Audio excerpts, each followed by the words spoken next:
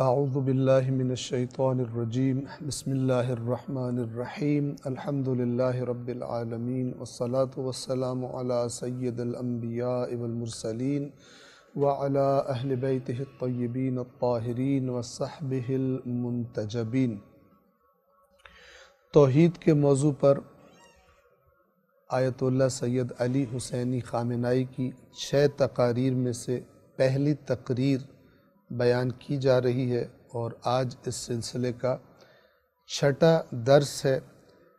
گزشتہ درس میں جہاں سے سلسلہ کلام رکا تھا وہیں سے ایک آدھ جملے کی تکرار کرتے ہوئے کلام کے سلسلے کو دوبارہ شروع کرتے ہیں۔ توجہ فرمائیے، کل جو آخری بات ہم نے پڑھی تھی وہ اس طرح سے تھی کہ جس چیز کا بھی انسان کے وجود اور اس کی زندگی میں بے چون و چرا اختیار ہوگا اور وہ اس پر مسلط ہوگی اور حکم چلا رہی ہوگی، وہی الہ ہے، یعنی وہی انسان کا معبود ہے، چاہے اس کی خواہش ہو، چاہے کوئی ظالم ظلم و زیادتی کرنے والا شخص ہو، حکمران ہو، اس کا مثلا باس ہو، مثال کے طور پر کوئی رشتہ دار ہو،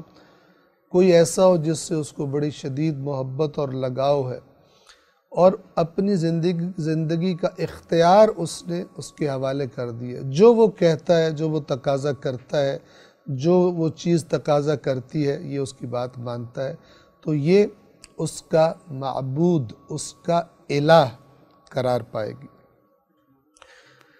یہاں ارشاد ہوتا ہے کہ لا الہ الا ہو، نہیں ہے کوئی الہ اس کے علاوہ، یعنی اللہ کے علاوہ کوئی معبود نہیں ہے۔ کیا مطلب کہ نہیں ہے؟ یعنی دنیا میں نہیں ہے۔ قرآن کیا کہنا چاہتا ہے؟ کوئی معبود نہیں ہے سوائے اس کے، یعنی اللہ کے۔ آیت الکرسی عرض کی جا رہی ہے۔ کیا معنی ہے اس کا؟ کوئی معبود نہیں اس کے علاوہ۔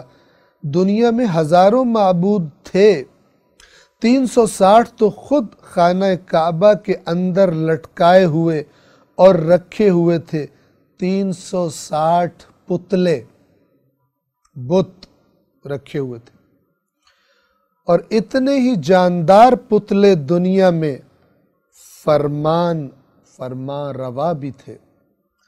یعنی کچھ معبودوں کو پتلے، ان کے پتلے بنا کر بتوں کی شکل میں رکھا ہوا تھا، اور کچھ یہ تو بے جان تھے، اور کچھ جاندار پتلے جن کو معبود بنا کر رکھا گیا تھا، جن کے حکم کی اطاعت ہوتی تھی، اللہ کے حکم کی اطاعت نہیں ہوتی تھی۔ لوگ عوام اللہ کے حکم کی جگہ، احکام کی جگہ ان جاندار پتلوں جو حکمرانوں کی شکل میں ہوتے ہیں، جو مثلا آج کی زبان میں ہم کہیں افسروں کی شکل میں ہوتے ہیں، سیاستدانوں کی شکل میں ہوتے ہیں، اور لوگوں کے مفادات ان سے جڑے ہوئے ہوتے ہیں، اللہ کی نافرمانی میں لوگ ان کی اطاعت کرنا شروع ہو جاتے ہیں۔ یہ جاندار معبود ہے، یہ بھی معبود ہے۔ ہر وہ چیز جو اللہ کی طرف سے غافل کر دے اور اپنی طرف توجہ کروا لے، اور انسان اللہ کے حکم کو چھوڑ کر اس کا حکم ماننا شروع ہو جائے، اس کے تقاضے پورے کرنے شروع ہو جائے، وہ چیز اس کا معبود ہے۔ تو فرماتے ہیں 360 پتلے، اور اتنے ہی جاندار پتلے دنیا میں فرما روا بھی تھے، یعنی ہر شہر میں ایک الگ معبود ہے، وہاں کا حکمران۔ پھر کس طرح سے کوئی الہ نہیں ہے؟ یعنی قرآن پھر کیا کہنا چاہتا ہے؟ کوئی معبود نہیں ہے اللہ کے سوا۔ پس یہ جو ارشاد ہو رہا ہے کہ لا الہ الا ہو، نہیں ہے کوئی الہ معبود اس کے سوا، کیا معنی ہے اس کا؟ یعنی قرآن کیا کہنا چاہتا ہے؟ قرآن کہنا چاہتا ہے یعنی سچا الہ نہیں ہے، قانونی الہ نہیں ہے، حقیقی الہ نہیں ہے۔ یعنی اللہ کے سوا جس چیز کو بھی تم نے الوہیت الہ یعنی جو الہ ہوتا ہے اس کی صفت کیا کہلاتی ہے؟ الوہیت، یعنی اللہ کے سوا جس چیز کو بھی تم نے الوہیت، اسی معنی میں جو ہم پہلے بیان کر چکے ہیں، اللہ کے سوا جس چیز کو بھی تم نے الوہیت کے لیے قبول کر لیا تو تم نے گناہ کیا، چاہے کسی حکمران کو، چاہے کسی بت کو، چاہے کسی خواہش کو اللہ کے مقابلے میں قبول کر لیا تو تم نے گناہ کیا، حق کے برخلاف عمل انجام دیا۔ کیوں؟ کیونکہ اللہ کے سوا کوئی بھی معبودیت اور الوہیت کے لیے سزاوار نہیں ہے۔ آگے بڑھتے ہیں۔ اللہ لا الہ الا ہو، کون اللہ؟ وہ اللہ کے جس کے سوا کوئی معبود نہیں ہے۔ اس اللہ کی، اس یکتا اور بے مثال الہ کی خصوصیت کیا ہے؟ کیا خصوصیات ہیں اس کی؟ اس کی چند ایک خصوصیات کو بیان کرتے ہیں، یعنی قرآن خود بیان فرما رہا ہے۔ اللہ لا الہ الا ہو الحی القیوم۔ الحی اور القیوم دو صفات، دو خصوصیات بیان کی، توجہ فرمائیے۔ الحی زندہ ہے، صاحب حیات ہے،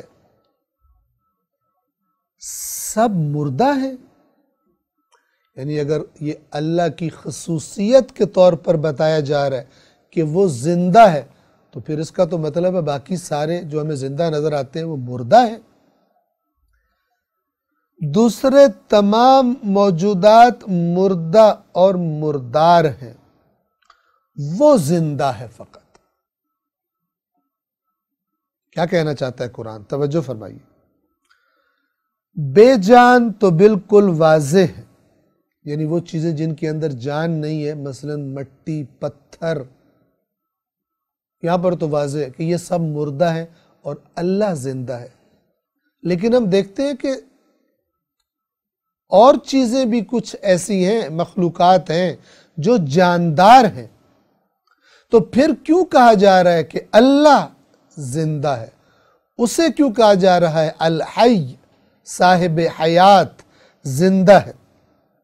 بے جان تو بالکل واضح ہے، جاندار بھی مردہ ہے، یعنی اللہ کی زندگی، اللہ کی حیات کے مقابلے میں اگر باقی مخلوقات جو زندہ ہیں ان کو دیکھا جائے تو وہ بھی مردہ ہے۔ کیسے؟ وضاحت فرما رہے ہیں، فرماتے ہیں ایک ایسی جان یعنی زندگی جو ایک زمانے میں نہیں تھی، ہم میں سے ہر ایک چند سال پہلے موجود نہیں تھا۔ مثلا کچھ لوگ ہیں کہ جو مثلا 1980 سے پہلے موجود نہیں تھے، کچھ لوگ ہیں مثلا 1970 سے پہلے موجود نہیں تھے۔ ایک ایسی جان جو ایک زمانے میں موجود نہیں تھی اور ایک بعد کے زمانے میں بھی موجود نہیں ہوگی، ایک محدود سے وقت کے لیے موجود ہے، نہ اس سے پہلے کوئی وجود رکھتی تھی نہ اس کے بعد اس کا وجود ہوگا۔ یعنی اس دنیا میں ایک انسان آتا ہے، آنے سے پہلے اس کا کوئی وجود نہیں تھا، اور جب اس دنیا سے چلا جاتا ہے تو اس دنیا میں اس کا کوئی وجود باقی نہیں رہتا۔ وہ جاندار جس کی جان ہمیشہ خطرے میں ہے۔ اب یہ مثلا زیادہ تر انسان کی مثال دے رہے ہیں، ورنہ تو باقی جاندار حیوان بھی اسی مثال کی زد میں ہیں، لیکن ہم انسان کی طرف اپنے ذہن کو رکھتے ہیں۔ وہ جاندار جس کی جان ہمیشہ خطرے میں ہے، ایسا زندہ وجود جس کی زندگی کبھی ایک بال کی حرکت سے، ایک مغز کی جنبش سے انسان کا دماغ کام کرنا چھوڑ دے، ایک رگ کام کرنا چھوڑ دے، دماغ ختم ہو جائے، انسان کی زندگی چلی جاتی ہے۔ ایک مغز کی جنبش سے فنا اور نابودی کے خطرے سے دوچار ہو جاتی ہے۔ یہ کیسی زندگی ہے؟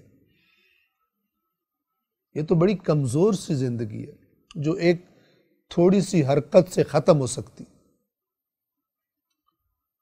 تھوڑے سے حادثے سے موت میں بدل سکتی ہے۔ یہ کیسی زندگی ہے؟ زندہ جاوید، اصل زندہ، حقیقی زندہ وہ ذات ہے کہ حیات جس کی اپنی ہے، کسی اور سے نہیں لی، اور اس کی جانب سے تمام جانداروں کے لیے ہدیہ، عطیہ اور فضل ہے۔ یعنی ایک ایسی ذات ہے کہ جو زندہ ہے، لیکن اس نے وہ زندگی، وہ حیات کسی اور سے نہیں لی، ایک بات۔ اور دوسری بات کیا کہ اس ذات کے علاوہ ہمیں جتنی بھی زندگیاں نظر آ رہی ہیں، جتنی بھی حیات نظر آ رہی ہے، لائف نظر آ رہی ہے، وہ سب کی سب اس ہستی کی عطا کردہ، اس نے انہیں عطا کیا، اور وہ خدا ہے۔ الحی کا یہ معنی ہے، الحی یعنی ایسا زندہ، ایسا صاحب حیات کہ جس نے کسی اور سے نہیں لی وہ حیات اور زندگی، اس کی اپنی ہے، وہی عین ذات ہے۔ لیکن اس کے علاوہ جتنے زندہ نظر آتے ہیں ان کو زندگی اور حیات اس الحی نے عطا کی، اور جب چاہے واپس لے لے۔ لہذا الحی یعنی حقیقی زندہ، اصل زندہ وہ ہے۔ باقی کو جب چاہے زندہ، جب تک چاہے زندہ رکھے، جب چاہے دوبارہ مار ڈالے ان کو، جب تک چاہے ان کو وجود دیے رکھے، جب چاہے ان کے وجود کو چھین لے ان سے۔ یہ معنی ہے۔ اسی لیے شروع میں کیا جملہ استعمال کیا کہ وہ زندہ ہے اور باقی سب مردہ ہیں، چاہے وہ کہ جن میں زندگی نظر نہیں آتی، چاہے وہ جن میں زندگی نظر آتی ہے، وہ بھی مردہ ہے، کیونکہ عارضی سی ہے، کچھ عرصہ پہلے بھی نہیں تھی اور کچھ عرصہ بعد بھی وہ زندگی نہیں ہوگی۔ الحی وہ زندہ۔ دوسری صفت القیوم، قیوم قیام سے ہے، قیام یعنی سیدھا کھڑا ہو جانا، قیوم جس نے ہر چیز کو قائم رکھا ہوا ہے، ہر چیز کی ضروریات پوری کر رہا ہے تاکہ اس کا وجود قائم رہے، اس کی زندگی قائم رہے، وہ باقی رہے۔ اس پوری کائنات کے نظام کو قائم رکھنے والا، اسے چلانے والا، قائم بھی رکھا ہوا ہے، چلا رہا بھی ہے۔ القیوم وہ پائیدار، وہ پائندہ، وہ ذات کہ جس کی زندگی دائمی، جاودانہ اور ہمیشہ کی ہے، وہ ذات کے زندہ جاندار اسی کی زندگی سے زندہ ہے، یعنی اسی کی عطا کی ہوئی زندگی سے جو بھی زندہ ہے وہ زندہ ہے۔ اگر وہ نہ دے تو کوئی زندہ نہیں ہے، اور اگر وہ نہ ہو، اگر وہ نہ چاہے، اگر وہ ارادہ نہ کرے تو ایک بھی زندہ اور زندگی کا کوئی جلوہ کائنات میں باقی نہیں رہے گا۔ یہ معنی ہے قیوم کا، خود زندہ ہے، باقیوں کو زندہ رکھنے والا، زندگی دینے والا، انہیں زندہ باقی رکھنے والا، القیوم قائم رکھنے والا، مثال کے طور پر۔ بس قیوم کا معنی واضح ہے، وہ ذات کے زندہ جاندار اسی کی زندگی سے زندہ ہے، اگر وہ نہ ہو، اگر وہ نہ چاہے، اگر وہ ارادہ نہ کرے تو ایک بھی زندہ اور زندگی کا کوئی بھی جلوہ کائنات میں باقی نہیں رہے گا۔ اس ذات کو کہتے ہیں القیوم۔ آگے چلتے ہیں۔ لا تأخذہ سنۃ ولا نوم، اسے اونگ اور نیند نہیں آتی۔ اونگ کسے کہتے ہیں کہ مثلاً آپ تھکے ہوئے تھے، بیٹھے بیٹھے سوئے نہیں، ہلکی سی اونگ آ گئی، آپ ارد گرد کے ماحول سے غافل ہو گئے، آدھی نیند قسم کی چیز، پوری نیند نہیں۔ اونگ بھی نہیں آتی، نیند تو دور کی بات ہے۔ غفلت، اونگ، نیند اسے خود سے جدا نہیں کرتی، یعنی اس کی توجہ کی حالت کو غفلت میں تبدیل نہیں کرتی۔ انسان کو جب اونگ آتی ہے یا اس کو نیند آتی ہے تو کیا ہوتا ہے؟ اپنے آپ سے غافل ہو جاتا ہے، گویا کہ اپنے آپ سے جدا ہو جاتا ہے انسان، اسے اپنا پتہ نہیں ہوتا۔ نیند غفلت ہے۔ تو اللہ کی کیا صفت بیان کی جا رہی ہے آیت الکرسی میں؟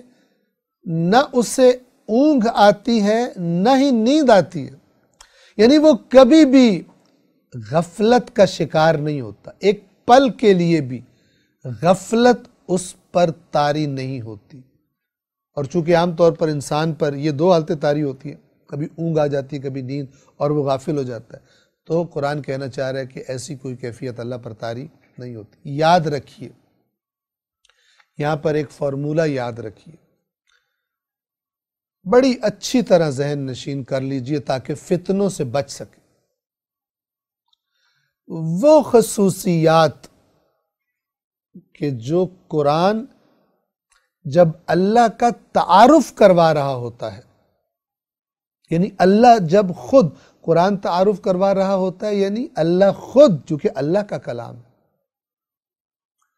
الحمدللہ، اور اس کا لاکھ لاکھ شکر، اور شکر ادا ہی نہیں ہو سکتا کہ اس نے قرآن کریم جیسی نعمت قیامت تک کے آنے والے انسانوں کے لیے محفوظ رکھ چھوڑی، تاکہ قیامت کے دن پھر کوئی یہ نہ کہہ سکے کہ ہمیں کہاں سے حق کا پتہ چلتا۔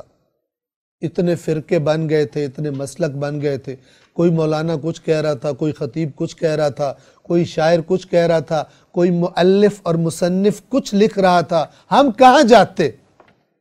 تو جواب دیا جائے گا قرآن مجید تمہارے پاس موجود تھا، الحمدللہ۔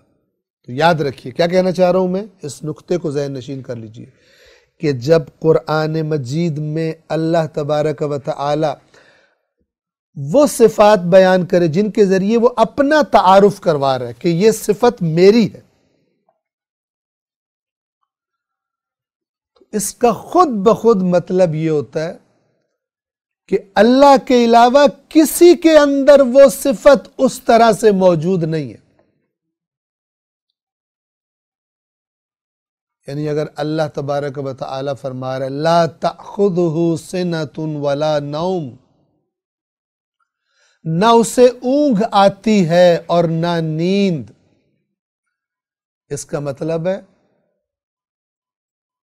کہ وہ ذات کے جس پر کبھی ایک ذرے کے بارے میں، اس پوری کائنات کے بعد کسی چیز کے بارے میں بھی جو کبھی غافل نہیں ہوتا، ایک پل کے لیے بھی غافل نہیں ہوتا، ہر چیز کا ہر وقت علم رکھتا ہے، باریک سے باریک چیز کا بھی اور حقیر سے حقیر چیز کا بھی، جو ہر وقت عالم ہوتا ہے، دائماً علم رکھتا ہے، کبھی غافل نہیں ہوتا، وہ فقط اللہ کی ذات ہے، اور دوسرا کوئی اللہ کے علاوہ اس صفت میں اس جیسا نہیں۔ غفلت طاری ہوتی ہے نیند کی شکل میں، اونگ کی شکل میں، اور اگر ہم فرض کریں کہ یہی صفت جس کو اللہ اپنے تعارف کے لیے پیش کر رہا ہے اسی طرح وہ صفت دوسرے میں بھی ہو، پھر توحید نہیں رہتی، پھر اللہ کی وحدانیت، اس کی احدیت، لم یکن لہ کفوا احد، کوئی اس کی برابری میں نہیں ہے، یہ پھر باقی نہیں رہے گا۔ اس بات کو اچھی طرح ذہن نشین فرما لیجئے، اس پر خود سے غور کیجئے۔ پھر جب آپ قرآن مجید کو دیکھیں گے، وہ صفات کہ جن میں اللہ سوال کرتا ہے اور کوئی ہے یہ کام کرنے والا، وہ جب آپ پڑھ لیں گے کہ اللہ نے تعارف کروایا کہ یہ کام صرف میں کرتا ہوں، تو پھر چاہے کوئی عالم آ جائے، چاہے کوئی خطیب آ جائے، چاہے کوئی شاعر آ جائے، چاہے کوئی روایت آ جائے، کیونکہ روایتوں بھی تو جھوٹ بولنے والوں نے جھوٹی حدیثیں گھڑ کے شامل کر دی، تو ہم کیا کریں گے؟ ہر چیز کو اللہ کے کلام کے سامنے پیش کریں گے، عرض کریں گے۔ عرض کرنا عربی زبان میں یعنی پیش کرنا۔ یہ جو ہم اردو میں بھی کہتے ہیں نا، آپ کی خدمت میں عرض کر رہا ہوں، ہم کیا کہہ رہے ہوتے ہیں؟ میں اپنی مشکل، اپنی درخواست آپ کی خدمت میں پیش کر رہا ہوں۔ روایات کو، احادیث کو عرض کیا جائے گا اللہ کی کتاب کے سامنے، اور وہ صفات کے جو اللہ نے فقط اپنے ساتھ مخصوص کی ہیں، وہ ہمیں کوئی بھی کہے کہ کسی اور میں بھی موجود ہیں، جو مان لے اس نے گویا توحید کا انکار کر دیا۔ وہ اللہ جیسا کسی اور کو بھی سمجھتا ہے، چاہے ایک صفت میں سمجھے، چاہے ایک سے زیادہ صفات میں سمجھے۔ توحید، وحدانیت، احدیت، لم یکن لہ کفوا احد، اس کی برابری، ہمسری کوئی نہیں کر سکتا۔ کوئی ایک بھی ایسی ہستی نہیں ہے جو کسی معاملے میں اللہ کی برابری کر لے۔ یہ ختم ہو جائے گا، یہ توحید نہیں رہے گی پھر۔ اور یاد رکھیے، جس کی توحید نہیں ہے، یعنی اس کی عمارت کی بنیاد ہی ختم ہو گئی۔ اسلام کی عمارت کی بنیاد ہی ختم ہو گئی ہے، اور کوئی عمارت بنیاد کے بغیر کھڑی نہیں رہتی۔ جس کی توحید نہیں ہے، وہ اگر نبی بھی مان رہا ہے، وہ اس نبی کو نہیں مان رہا، وہ اپنے سے بنائی ہوئی کسی چیز کو نبی مان رہا۔ دیکھیے، ایک دفعہ حضرت عیسیٰ کو اس طرح مانا جائے جس طرح اللہ نے حکم دیا، اور ایک دفعہ اپنے پاس سے گھڑ کے چیزیں حضرت عیسیٰ کی طرف منسوب کر دی جائیں اور انہیں بڑھاتے بڑھاتے اللہ کا بیٹا قرار دے دیا جائے، یعنی اللہ قرار دے دیا جائے۔ یہ عیسیٰ نہیں ہے، یہ بت ہے، کیونکہ ایک مقدس ہستی کو اللہ کی وحدانیت کو مشکوک بنانے کے لیے استعمال کیا گیا۔ اس سے نہ عیسیٰ راضی، نہ عیسیٰ کا اللہ راضی، یہ کفر اور شرک بن جائے گا۔ اسی طرح اسلام کی مقدس ہستیاں، کوئی بھی اگر آ کر انہیں کسی بھی جہت سے اللہ کے برابر قرار دے دے، تو پھر وہ موحد نہیں رہے گا، چاہے وہ 1000 مرتبہ ہر روز سورۃ الاخلاص کی تلاوت کرتا ہو اور ہر روز 1000 مرتبہ آیت الکرسی کی تلاوت کرتا ہو، وہ کسی اور ہی وادی میں بھٹک رہا ہے۔ بس خلاصہ کیا ہوا میری بات کا؟ یہ بہت اہم ہے، اس لیے بار بار عرض کر رہا ہوں کہ جب آپ قرآن پڑھیں اور وہاں پر دیکھیں کہ اللہ اپنی ذات کا تعارف کروانے کے لیے کچھ صفات بتا رہا ہے اور کہہ رہا ہے کہ مثلا یہ کام صرف میں کرتا ہوں، آیا آسمان و زمین میں کوئی اور بھی ہے جو یہ کام کرتا ہو؟ جب یہ لب و لہجہ ہو اللہ کا، پھر اس کے بعد اسی کام کے بارے میں کہنا کہ یہ اللہ کے علاوہ کوئی اور بھی کرتا ہے، یہ جہالت اور گمراہی کے علاوہ اور کفر کی کھائی اور شرک کی کھائی کے قریب ہونے کے علاوہ اور کوئی چیز نہیں۔ مضبوط توحید پر مضبوط اسلام کی عمارت کھڑی ہوگی، ورنہ ہرگز نہیں۔ اسے اونگ اور نیند نہیں آتی، اونگ بھی نہیں آتی، نیند تو دور کی بات ہے، غفلت، اونگ، نیند اسے خود سے جدا نہیں کرتی۔ کیا مطلب ہے اس کا؟ یعنی ایک لحظے کی غفلت، ایک لحظے کی بے توجہی کا اس کے وجود اور اس کی حیات میں گزر نہیں ہے، کبھی غفلت نہیں آتی اس کی زندگی میں۔ دوسرے موجودات جھوٹے خدا اور اپنے آپ سے، اپنے زیر اختیار افراد سے، یعنی اللہ کے مقابلے میں جو دوسرے خدا بنے بیٹھے ہیں، فرعون کہتا تھا میں رب ہوں، جس کو بھی آپ تصور کر لیں، جھوٹے خدا اپنے آپ سے، اپنے زیر اختیار افراد سے، اس دنیا سے، اس دنیا سے جو ان کے قبضے میں ہے، حکومت ان کے پاس ہے، فوج ان کا حکم مانتی ہے، مثلا خزانے ان کے قبضے میں ہیں، ان تمام چیزوں سے وہ حکمران، یعنی اپنے آپ سے بھی اور اپنے زیر اختیار افراد سے اور اپنی زیر اختیار چیزوں سے جو ان کے قبضے میں ہیں، غفلت کر جاتے ہیں، سراپا غفلت ہیں، دائمی غفلت میں ہیں۔ دائمی غفلت کیوں کہہ رہے ہیں؟ اپنے آپ کو جو خدا سمجھے بیٹھے، اور آپ کوئی اپنے آپ کو خدا نہ بھی کہے، آپ بڑے سے بڑے، مضبوط سے مضبوط، جس کا انٹیلیجنس سسٹم ہر چیز پہ نظر رکھنا آج بھی آپ دیکھ لیں، غفلت ان پر طاری ہوتی ہے۔ جس جگہ پر وہ آگہی اور واقفیت ہونے کا دعویٰ کرتے ہیں، یعنی کہتے ہیں ہم ہر چیز سے واقف ہیں، وہاں بھی ان کی آگہی اور واقفیت جھوٹی ہے۔ اگر کوئی کہے کہ میں تیرے بارے میں ہر بات جانتا ہوں، جھوٹ بول رہا ہے، عین اس وقت جو وہ دل میں سوچ رہا ہے وہ نہیں جانتا، نہیں جانتا۔ جو چیز ان پر غلبہ رکھتی ہے وہ غفلت اور نادانی ہے۔ جس کی زندگی میں کبھی غفلت کا گزر نہیں ہوتا، وہ فقط ایک ذات ہے، اللہ وحدہ لا شریک لہ، فقط اس کی صفت ہے، لا تأخذہ سنۃ ولا نوم، جسے نہ کبھی اونگ آتی ہے، اور نیند تو پھر اس سے بھی اگلی بات ہے، وہ فقط اللہ کی ذات ہے۔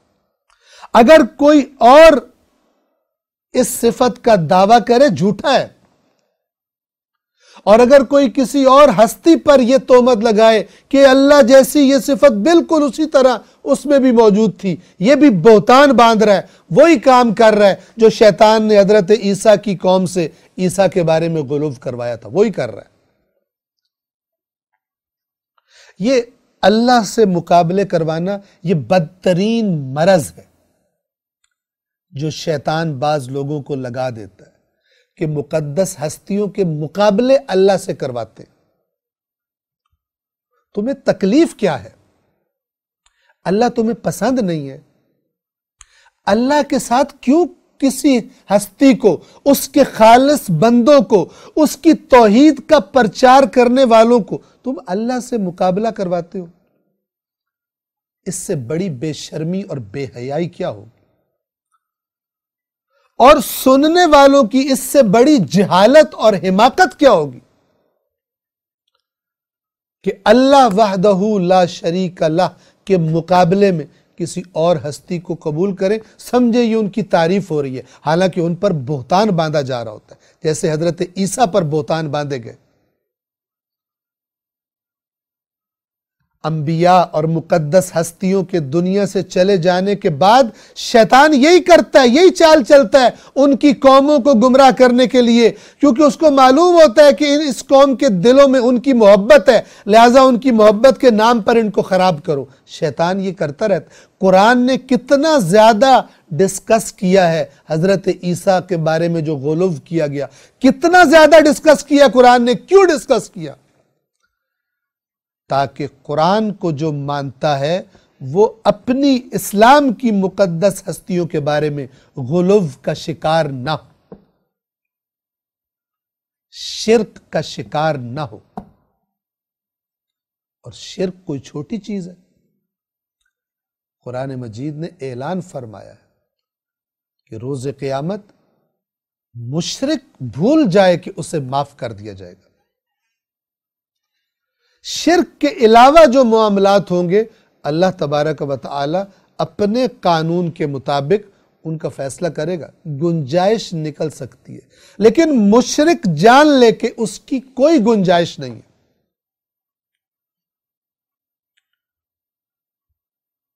شرک معاف نہیں کیا جائے گا مگر یہ کہ اس قسم کے غلط خرافات اور عقائد سے اپنی زندگی میں جب تک توبہ کا دروازہ کھلا ہے توبہ کر لے اور خود کو پاک کر لے۔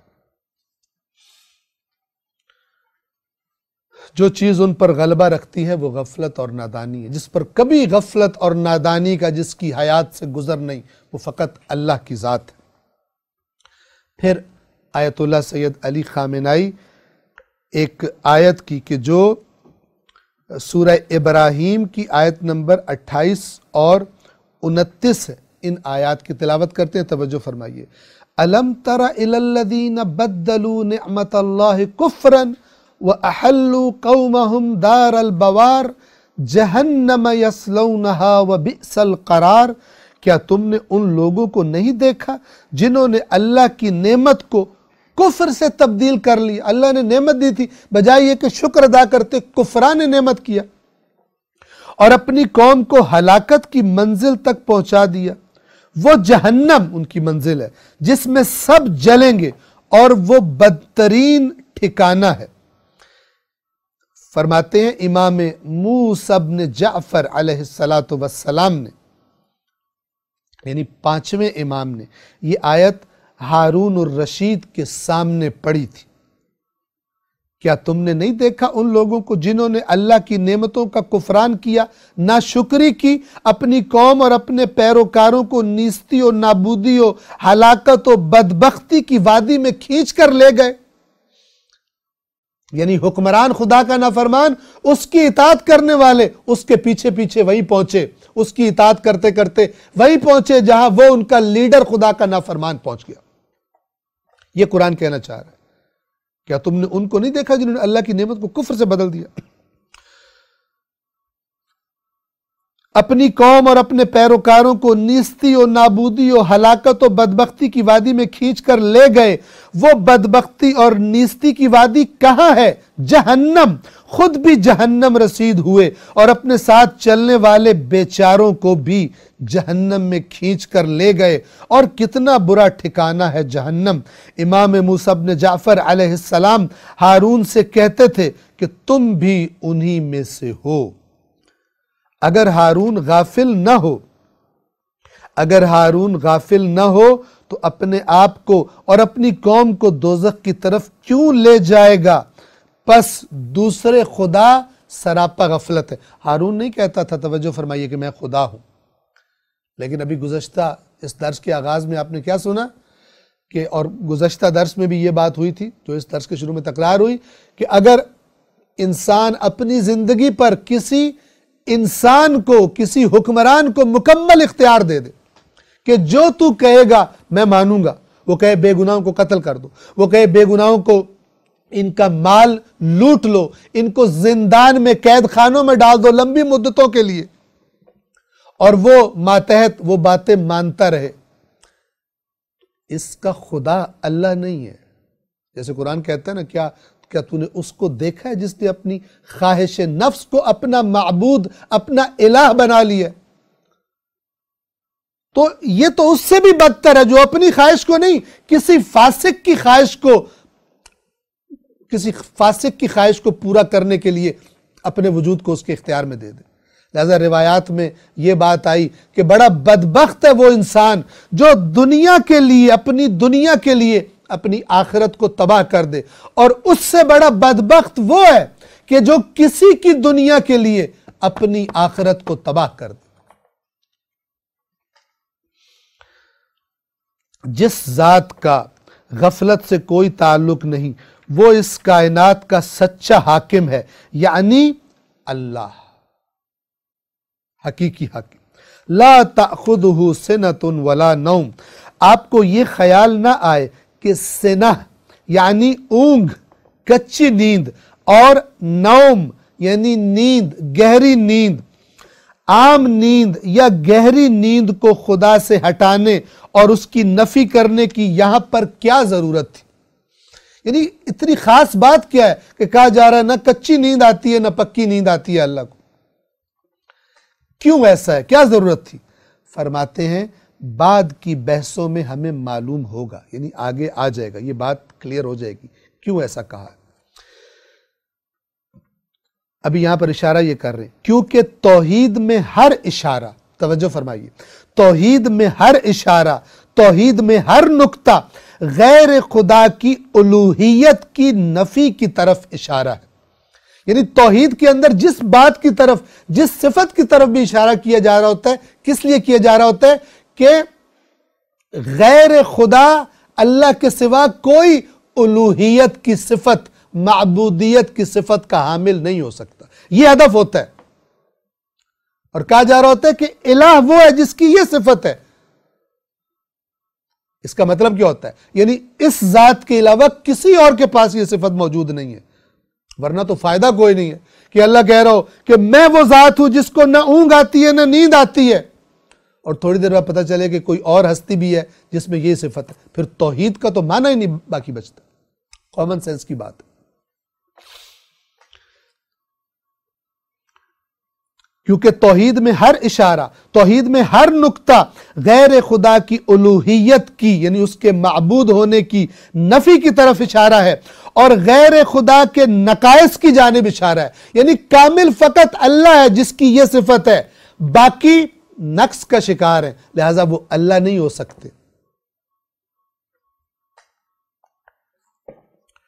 قرآن مجید کی ایک آیت کی طرف اشارہ کروں، اللہ تعالیٰ یہ آیت سورہ سبا کی آخری آیات میں ہے، قل اے رسول کہہ دیجئے ان ضللت فانما اضل علی نفسی، اگر میں بھٹک جاؤں تو اپنے نفس کی وجہ سے، یعنی اگر خدا مجھے چھوڑ دے اور میں اپنے نفس پر ہو جاؤں، فقط میں ہوں، اللہ مجھے بتانے والا نہ ہو، رہنمائی کرنے والا نہ ہو۔ قل ان ضللت، یہ ضللت گمراہ، راستے سے بھٹک جانا۔ قل ان ضللت، اگر میں راستے سے بھٹک جاؤں، فانما اضل علی نفسی، تو وہ صرف میری اپنا سبب ہوگا۔ وان اہتدیت فبما یوحی الی ربی، اور اگر میں ہدایت یافتہ ہوں تو وہ اس لیے، اس سبب سے کہ جو میرا رب میری طرف وحی کرتا ہے، اس کی وجہ سے مجھے ہدایت ملتی۔ بس وہ جس کو کسی کی ہدایت کی ضرورت نہیں ہے، وہ فقط اللہ تبارک و تعالی کی ذات ہے۔ غیر خدا کے نقائص کی جانب اشارہ ہے۔ جو چیز خدا میں موجود ہوتی ہے، یہ وہ چیزیں ہیں جو الوہیت کا دعویٰ کرنے والوں میں موجود نہیں ہوتی، جو اللہ اپنی صفات بتا رہا ہے۔ اب یہاں پہ ذہن میں اس کو سوال ہے کہ اللہ بھی اپنے آپ کو عالم کہتا ہے، تو ہم تو مثلا رسول اللہ کو بھی عالم کہتے ہیں، بلکہ آج کے علماء کو بھی عالم کہتے ہیں۔ یہ برابری نہیں، یاد رکھیے، بڑی سادی سی بات ہے۔ یہاں بات کیا ہو رہی ہے کہ برابری کر لے، جتنا خدا کا علم ہے اتنا علم ہو جائے۔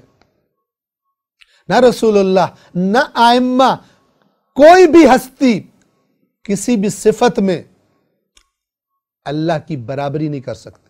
نہ اللہ سے بڑا کوئی عالم، اللہ جیسا کوئی عالم ہو سکتا ہے، نہ اللہ کی برابری میں کوئی رحم کرنے والا ہو سکتا ہے، نہ اللہ کی برابری میں کوئی قدرت والا ہے۔ تو غالب آ جانا تو دور کی بات ہے کہ کوئی اللہ کو مجبور کر کے فیصلہ بدلوا لے اس سے۔ یہ وہ چیزیں ہیں جو الوہیت کا دعویٰ کرنے والوں میں موجود نہیں ہوتی۔ جن باتوں پر توحید میں گفتگو ہوتی ہے، یہ وہ چیزیں ہیں جس کا مظہر موحدوں اور خدا پرستوں کی عملی زندگی میں دکھائی دینا چاہیے۔ یعنی ایک موحد کون ہے؟ جس کو دیکھ کے پتہ چلے یہ فقط ایک ذات کی اطاعت کرتا ہے، ایک سسٹم ہے اس کا، دوسرا تیسرا سسٹم نہیں ہے اس کی زندگی میں کہ کبھی ادھر سر جھکا رہا ہو، کبھی ادھر سر جھکا رہا ہو۔ نہ، ایک توحید کی جھلک موحد کی زندگی میں نظر آتی ہے۔ توحید کی تمام خصوصیات اور باریکیوں کا نمونہ موحدوں کی زندگی میں موجود ہونا چاہیے۔ پھر آیت اللہ سید علی خامنہئی فرماتے ہیں یہ بات بعد کی بحثوں اور آیات میں آئے گی، یعنی ہم اس کی وضاحت کریں گے کہ ایک موحد کی زندگی توحید کی عکاس ہوتی ہے۔ اس بنا پر الحی القیوم اشارہ ہے جھوٹے خداؤں اور جھوٹے پیشواؤں کی غفلت، نیند اور بے خودی کی جانب۔ بے خودی یعنی جب انسان کو پتہ ہی نہیں ہوتا، اپنی طرف بھی توجہ نہیں رہتی، وہ جو کبھی غافل نہیں ہوتا، وہ جس پر کبھی نیند اور بے خودی اور غفلت کبھی طاری نہیں ہوتی، وہ فقط ایک ذات ہے اور وہ اللہ سبحانہ وتعالی کی ذات ہے۔ لا تأخذہ سنۃ ولا نوم، یہ بیان ہو گیا۔ اگلا حصہ لہو ما فی السماوات وما فی الارض، اسی کے لیے ہے، یعنی اسی کی ملکیت ہے ہر وہ چیز جو آسمانوں میں ہے اور زمین میں ہے، اسی کی ملکیت ہے، اسی کی بندگی میں ہے۔ من ذا الذی یشفع عندہ الا باذنہ، کون ہے جو اس کے سامنے شفاعت کرے، وسیلہ بنے مگر اس کی اجازت سے۔ خدا نے توفیق دی تو انشاءاللہ آئندہ ہفتے، آئندہ درس میں اس بحث کو ہم جاری رکھیں گے۔ والسلام علیکم ورحمۃ اللہ وبرکاتہ۔